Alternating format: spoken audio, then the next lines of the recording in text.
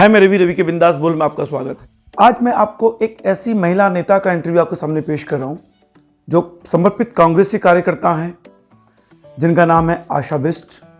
और एक ऐसी समर्पित कार्यकर्ता, मैं शुरू में ही कह देता हूं कि अगर कांग्रेस को राहुल गांधी भी छोड़ देंगे, उसके बावजूद आशा बिष्ट इस कांग्रेस को नहीं छोड़ने जा रही हैं। उनके इंटरव्यू को देखकर, उनके आत्मविश्वास को देख के, कांग्रेस के प्रति समर्पण भावना को देखकर मैंने ये महसूस किया है। इसलिए मैंने बड़ी बात बोली है कि राहुल गांधी भले कांग्रेस को छोड़ सकते हैं, पर आशा बिष्ट किसी हाल में कांग्रेस को नहीं छोड़ने जा रही हैं। उनके व्यक्तित्व में एक प्रभाव है। रामनगर में मैंने कई पुरुष नेताओं के इंटरव्यू लिए हुए हैं, पर पहली ही ऐसी महिला नेता है जिनका मैंने इंटरव्यू लिया है। और अगर सही मायनों में मैं कहूँ तो मैंने आशा बिष्ट के नाम से परिचय नहीं था मेरा, क्योंकि मैं रामनगर में कम रहता हूँ। लेकिन जब मैंने उनके व्यक्तित्व को जाना, उनके इंटरव्यू से पहले उनसे मैंने बात की, तो मुझे लगा कि सबसे पहले मुझे इन्हीं का इंटरव्यू लेना चाहिए था। और कांग्रेस के समर्पित कार्यकर्ताओं को, नेताओं को ये इंटरव्यू जरूर सुनना चाहिए, जो कांग्रेस के उत्तराखंड चुनाव के मद्देनजर उनके अंदर एक चेतना, एक ऊर्जावान भावना भर देगा और आप भाजपा को टक्कर देने लायक बन जाएंगे। एक समर्पित कार्यकर्ता तो वो हैं, और बड़ी बात यह है कि वो महिला मोर्चा की जिला अध्यक्षा हैं, सोशल मीडिया कोऑर्डिनेटर भी हैं पूरे उत्तराखंड प्रदेश की महिला मोर्चा की।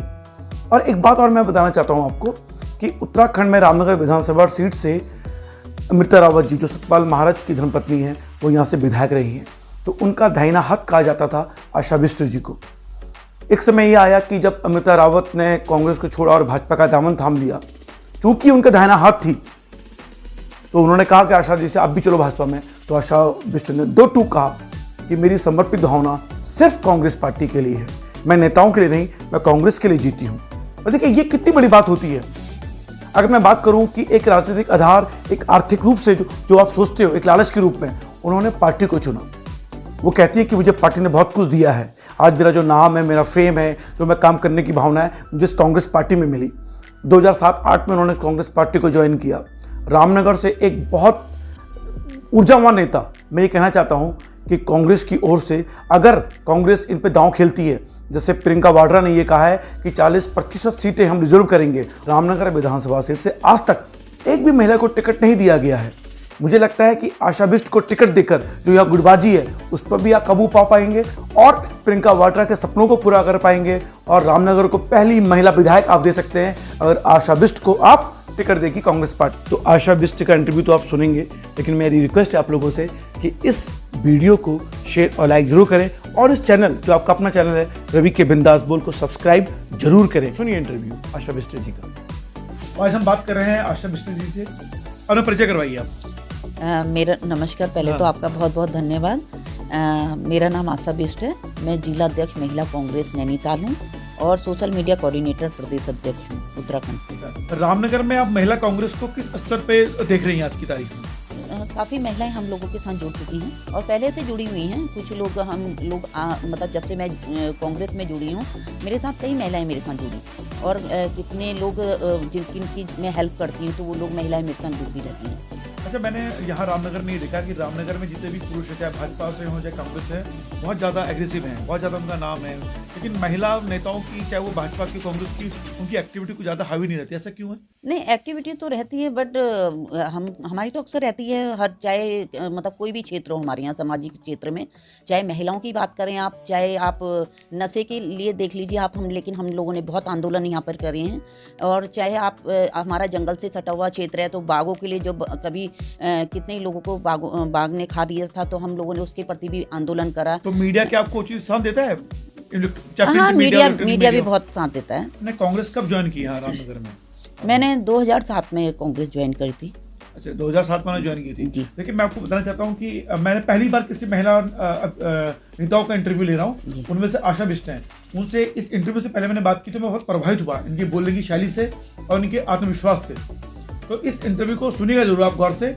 और कई चीजें हैं। सबसे पहली बात है कि कांग्रेस रामनगर में एक बड़ी जबरदस्त गुटबाजी है, प्रदेश स्तर में भी है।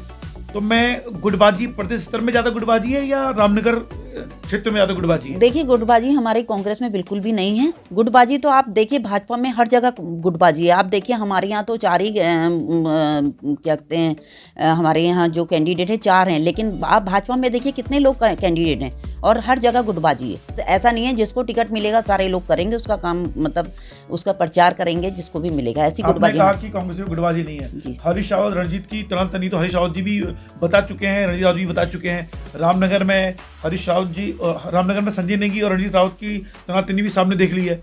तो आप कैसे कह रहे हैं कि गुटबाजी नहीं है? देखिए सर, मैं वही कहना चाह रही हूँ कि भाजपा में भी इतनी गुटबाजी है, लेकिन जब हमारी कांग्रेस वाली बात आती है तो सारे लोग मिलकर काम करते हैं।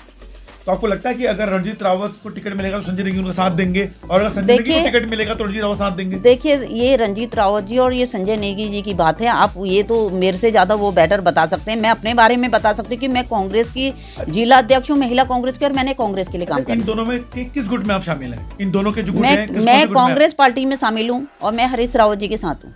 अच्छा, एक महिला होने के नाते अपने बच्चे परिवार के साथ आप किस तरह से ये पार्टी को भी कार्य कर पाती है? ये मेरा बड़ा सवाल रहता है महिलाओं के साथ। जी, अपने घर को मैनेज करना पड़ता है सबसे पहले, क्योंकि जब हम अपने घर को मैनेज नहीं करेंगे तो हम राजनीति में क्या करेंगे? हम किसी को क्या कह सकते हैं कि आप, क्योंकि हम जो राजनीति से जुड़े हैं तो हमें सबसे पहले है कि सोशल वर्क करना है। सोशल वर्क हम तभी कर सकते हैं जब हम अपने परिवार को सही रख पाएंगे। बचला मैंने अपना घर छोड़ दिया और दूसरे को सोशल वर्क कर रही हूँ, तो ये भी सही नहीं है। क्योंकि राजनीति बहुत कठिन काम है, तो उसमें आपके पति और आपके बच्चे आपका साथ देते हैं? जी, मैं जो आज हूँ, जहाँ पे हूँ, मेरे हस्बैंड की बदौलत हूँ, क्योंकि मेरे हस्बैंड अगर मेरा साथ नहीं देता तो मैं यहाँ पे नहीं पहुँच पाती। अच्छा, आपको लगता है कि उत्तराखंड में कांग्रेस जीत पाएगी? जी, जरूर जीतेगी और बहुत अच्छे बहुमत से जीतेगी, क्योंकि आज जो आप देख रहे हैं कि भाजपा के 5 साल के कार्यकाल में जो दशा थी, वो कुछ भी इन्होंने काम नहीं किया। सुनने में ये आ रहा है कि सरिता आर्य जी जो है कांग्रेस छोड़ के बीजेपी में आ रही है, उनके साथ भेदभाव हो रहा है। तो आप भी क्या छोड़ के आ जाएंगे? अगर आपको टिकट नहीं मिलेगा तो आप कांग्रेस छोड़ के बीजेपी में आ जाएंगी आप? जी, पहले तो मैं आपको ये बताना चाहती हूँ कि जो मेरी संज्ञान में है, जो मेरी बात हुई सरिता आर्य जी से, उन्होंने मना किया कि मैं नहीं जाऊँगी कांग्रेस छोड़ के। और क्योंकि देखिए, कांग्रेस पार्टी ने आज जो नाम है, जो आज उनका इतना नाम है, वो सब कांग्रेस पार्टी की देन है। और मुझे भी जो आज मैं यहाँ तक पहुँची, कांग्रेस पार्टी ने मुझे दिया है।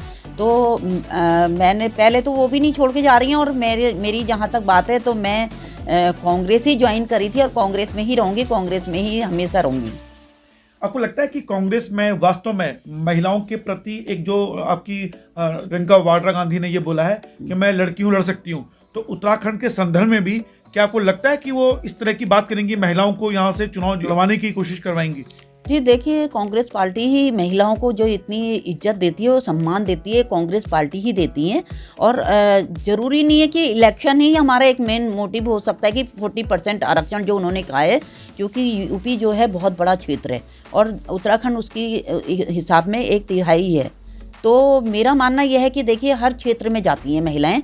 आज हम पंचायत चुनाव में जा रहे हैं, चेयरमैनी के चुनाव में जा रहे हैं, हर जगह महिला आरक्षण होता है, तो उसमें हमारी महिलाएं लड़ती हैं। और जहां तक विधायक की बात है, देखिए, जहां पे जो महिला जीतने लायक होगी वहां पे हमारे हाईकमान जरूर उनको टिकट देगा। हालांकि मतलब ये हमारे जो मेन जो पुरुष होते हैं वो भी हारते हैं, लेकिन फिर भी थोड़ा देखा जाता है कि महिलाओं को थोड़ा, आपको पता है कि अपनी स्थिति बनाने में थोड़ा सा टाइम तो लगता है। से आपसे बात आई है कि आर्थिक स्थिति के मामले में जब पुरुष को चुनाव लड़ता है तो उसके पैसे की कमी नहीं होती है, चाहे वो कैसा भी हो, किसी जुगाड़ कर लेता है, क्योंकि रात बेरात हो जा सकता है।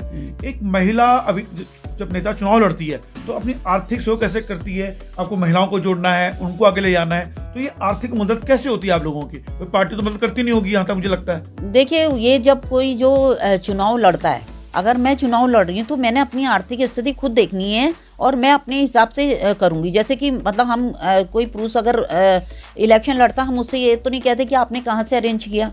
मैं अगर चुनाव लड़ूंगी तो मेरे को मैंने अपने देखना है ना कि मैंने कैसे चुनाव लड़ना है। और अगर पैसे वाले ही, और मैं आपको एक बात और कहना चाहती हूँ कि अगर पैसे वाले ही विधायक ही बन जाते तो आज मेरे ख्याल से अंबानी जी प्रधानमंत्री होते ना। बहुत सही जवाब दिया आपने। लेकिन मैंने अभी तक मैंने रामनगर के इतिहास में देखा है, मैंने जी कांग्रेस ने आज तक किसी महिला को टिकट नहीं दिया है सिवाय अमृता रावत जी के, क्योंकि सतपाल महाराज की धर्मपत्नी थी, अत्यधिक पैसे वाली थी। तो इस आधार पे देखते हुए आपको क्यों लगा कि आप दावेदारी पेश कर सकती हैं यहाँ से? नहीं, ऐसा नहीं है। मैं महिला आयोग की सदस्य भी रही हूँ इससे पहले, और मैं आज मेरा बैकग्राउंड पॉलिटिक्स वाला नहीं है, लेकिन जो मैं आज हूँ मैं कांग्रेस की बदौलत हूँ। और मुझे आज कहीं ना कहीं जब हाई कमान ने मुझे बढ़ाया तो मैं आज जिला अध्यक्ष हूँ, सोशल मीडिया कोऑर्डिनेटर हूँ। मैं इसी वजह से बनी हूँ क्योंकि मुझे बनाया है, क्योंकि देखिए मेरे में एक जुनून है काम करने का ना। अच्छा, दूसरा आप यहाँ आई हैं, महिला भी हैं, खैर महिला की तो कोई जाति धर्म कुछ नहीं होता, लेकिन मैं जब से यहाँ आया हूँ रामनगर में, कई मैंने देखा है कि यहाँ जातिवाद, क्षेत्रवाद, धर्मवाद, ये वाद वो वाद काम करता है। तो यहाँ जैसे ब्राह्मण ठाकुर की राजनीति चलती है, कुमाऊं ब्राह्मण की राजनीति चलती है, इस बारे में क्या सोचा है? देखिए हमारे यहाँ चलती होगी, लेकिन मेरे साथ तो देखो कुमाऊनी भी रहती हैं, गढ़वाली भी रहती हैं, पंडित भी रहती हैं, ठाकुर भी रहती हैं। हमारा सारा ग्रुप बना हुआ है और हमारे बीच में ऐसा कोई भेदभाव नहीं है। और मैं खुद गढ़वाल की रहने वाली हूँ और कुमाऊं, मतलब कितने लोगों को तो ये पता नहीं कि मैं गढ़वाली हूँ, मतलब मेरा ससुराल कुमाऊं में। अच्छा, आपके ससुराल कुमाऊं है? हाँ। अच्छा। तो मेरे कुछ बहुत से लोगों को ये पता नहीं कि मैं गढ़वाली हूँ, लेकिन मैं उनके साथ बिल्कुल ऐसे रहती हूँ जैसे कि उनको पता ही नहीं, महसूस ही नहीं होता है कि भैया ये गढ़वाली है। यानी आपने गढ़वाल कुमाऊं को एक अमृत विलय कर दिया? जी नहीं, बहुत अच्छे लोग हैं। और मैं वैसे भी, इससे पहले वैसे तो मेरा मैका और ससुराल यहीं है, लेकिन मेरे मम्मी पापा दिल्ली रहते तो मैं दिल्ली रहती थी। तो मैं जब यहाँ, मुझे उत्तराखंड बहुत पसंद था, यहाँ मतलब मेन था कि मुझे रामनगर बहुत पसंद था और मैंने इसलिए यहीं शादी करी क्योंकि मुझे यहाँ बहुत पसंद था। अच्छा, रामनगर की राजनीति में आप जुड़ी हुई हैं और मैं ये कहना चाहता हूँ कि यहाँ की जो महिलाएं हैं या लड़कियां हैं या युवतियां हैं, वो राजनीति को किस दृष्टि से देखती हैं? नहीं, अच्छा, आज महिलाएं बहुत आगे बढ़ चल रही है, चाहे वो कल्चर प्रोग्राम हो, मैं देखती हूँ आज आगे आती हैं वो।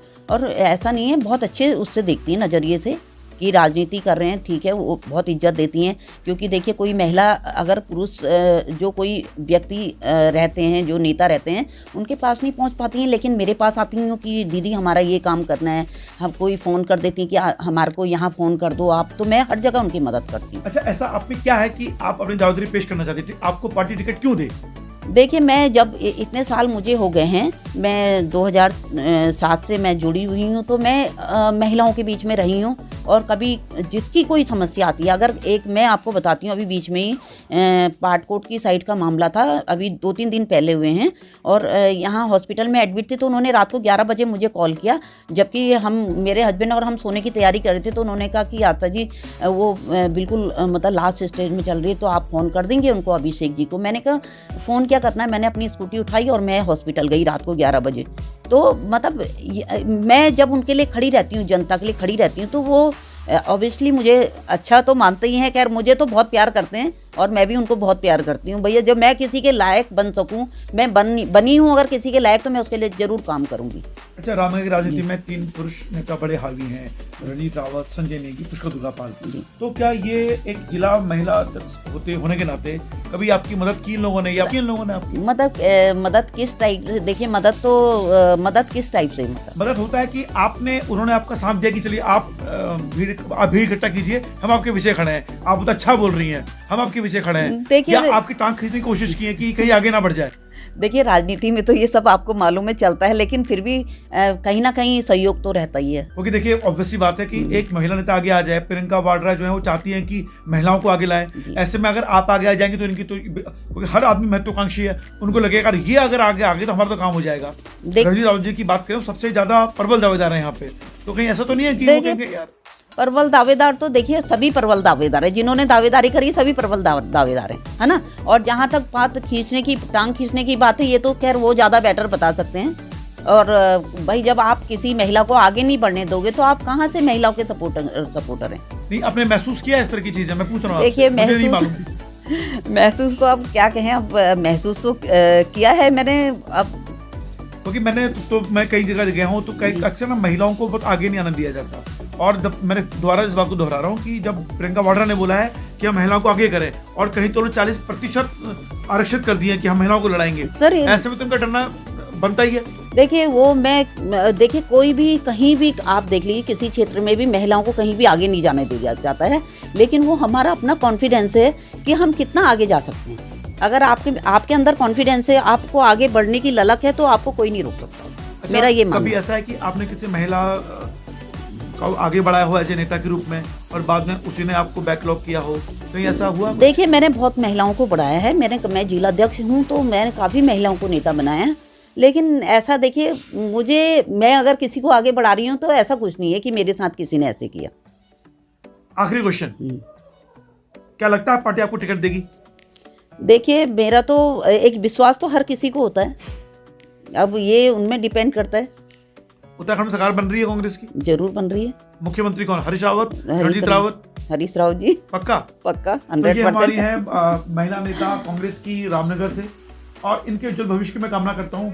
बोलने का सलीका मुझे इनका बहुत पसंद आया है। रामनगर जैसे क्षेत्र से ये अगर आगे बढ़ती हैं तो ये रामनगर की महिलाओं के लिए नहीं, उत्तराखंड की महिलाओं के लिए बहुत अच्छी बात होगी। और मैं प्रियंका वाड्रा से कहना चाहता हूँ कि अगर वो वीडियो सुन पाए कि अगर आपने 40% का वादा किया है कि वार्षिक करेंगे तो आपको करके दिखाना होगा, ताकि ऐसी महिला नेता आपकी आगे आ सके। धन्यवाद आपका। थैंक यू, आपका भी।